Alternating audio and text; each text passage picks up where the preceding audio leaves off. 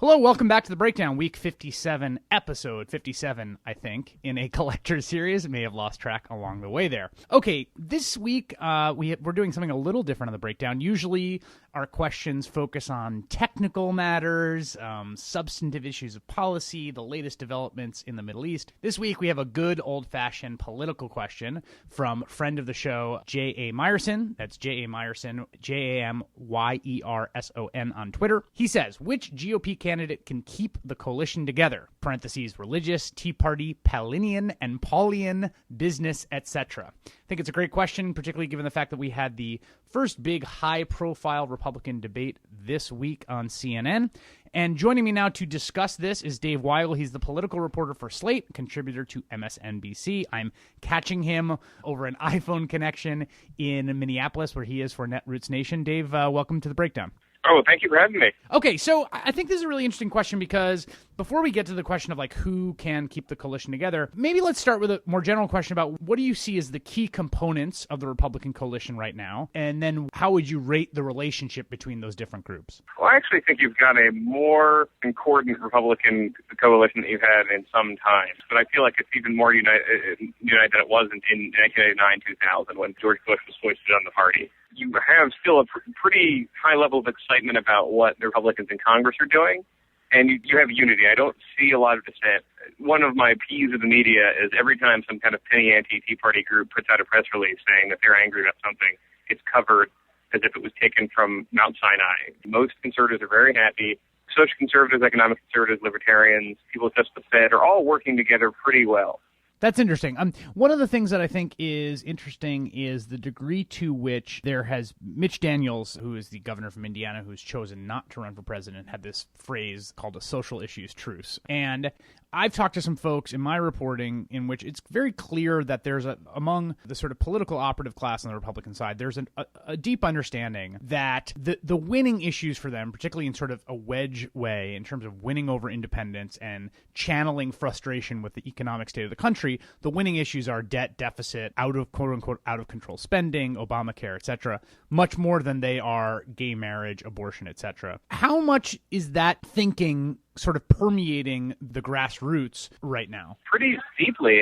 That's another thing. I think it's important to distinguish between people who make statements and people who are on the ground. I mean, I have heard many conservatives who have something to gain, some activists who have something to gain from talking about their side of the movement needing to muscle over another side, mention the social truth.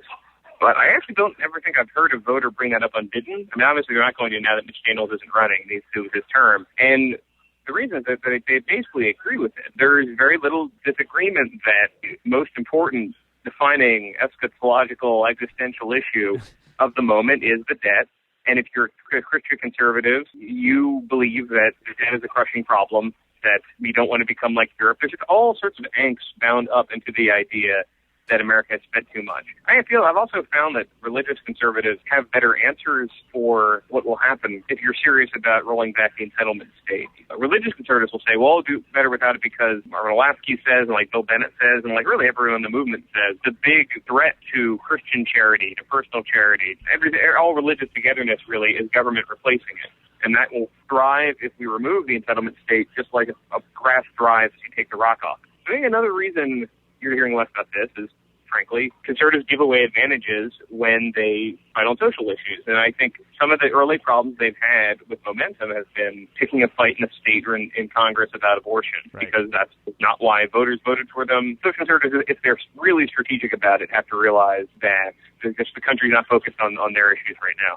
What I find interesting, and then we're going to turn to another issue about sort of the welfare state, and then we'll sort of talk candidates. But what I find interesting is the kind of synthesis, the ways in which the kind of debt anxiety has been integrated into a sort of religious narrative of sort of virtue lost, right? It fits very easily with the notion of the prodigal son, the wayward sinner who goes out and sins by being profligate and now is sort of condemned to penury, but it's like virtuous penury. That's what like austerity represents, is the kind of penitence for the bubble years, essentially, and that anxiety and that narrative, like the two can fit very nicely together from different wings of the movement in that sort of story. I think that's very astute, that they just have a long history of American decline that I don't think progressives understand. I was fond the other day of Michelle Goldberg's piece about Michelle Bachmann, because she points out that if you read what Bachmann has read, the books you read, the people you talk to if you go to Oral Roberts University, as she did, there's a very straight line narrative about how the founders were Christians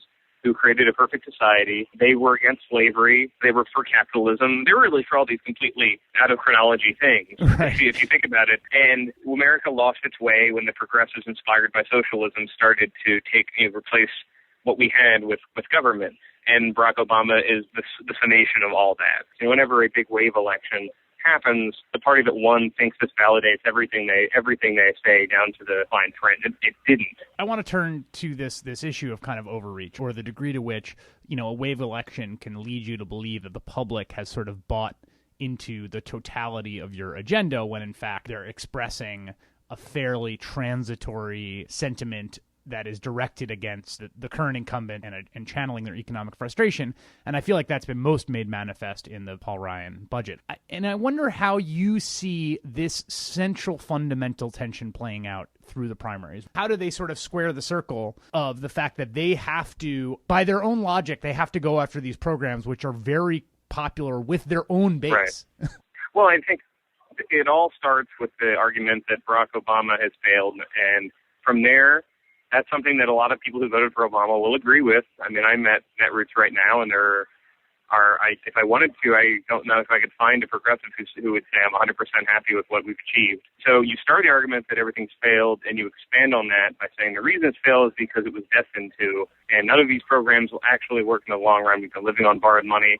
I mean, there are people who win in every wave election who don't win the intellectual argument with voters, but they are having the right party next to their name. Right. And so there are people who vote for Mitt Romney who totally disagree with this.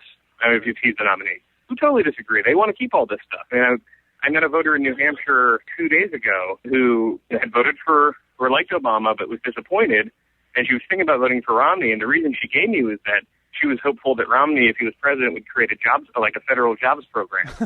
He obviously won't. Right, There are going to be people who don't quite get now. Sure. Can you reach out to those people and target them and explain this won't work? You can, but the argument is hampered by the fact that you have 4 years of president who didn't do what they wanted. Right. So the choice between now you can win like that. George W. Bush won with voters who weren't that excited. So the point is, I think it's actually fairly easy in the American system where you've got 25, 30% of people who agree instinctively with this to just keep adding to that coalition by making the argument. Right. The point being that you don't have to you can paper this over. You can get people who who are 70 years old and love their Medicare, and if you took it away would come after you with a hatchet. You can get them to vote for you on an agenda that's fairly going after that program because there's so many other things that are sort of been put into play. I think that's true. And Republicans have a lot of time to craft this. Finally, I guess what I'm hearing from you, actually, to bring it around to Jay Myerson's original question about which candidate can keep the coalition together, it sounds like you think that the nature of being sort of in the wilderness, running against an incumbent, the amount of sort of conservative grassroots activation there is such that whoever wins the nomination is gonna inherit a fairly unified coalition. I think so. I think you saw that this week with Mitt Romney. I mean, for the first time in a long time, the nice thing about going to a debate in the spin room is you can sort of see the conventional narrative hardening like amber when in real time. This is the first week that people in the press thought, well, Mitt Romney might actually be the nominee because it's tough to go after him. If no one's actually going to go after him on the spots on his record, then right. he's going to blaze through because he's the most electable. And so I also think CNN came out at the same time as the debate with a poll showing that 75% of Republicans are more concerned with electability. The poll today, Rasmussen national poll doesn't mean everything, but it shows Romney in front, Bachmann in second, Kaine in third, Pawlenty at 6%. Right. And the more you see, that's just more evidence. The only thing you see from national polls, that's evidence that people are not ruling out the guy. Right. And which points to a pretty firm coalition when they're done with this. Dave Weigel is a political reporter for Slate Magazine. He is a contributor for MSNBC. Dave, thanks so much for coming on The Breakdown. Thank you. Anytime.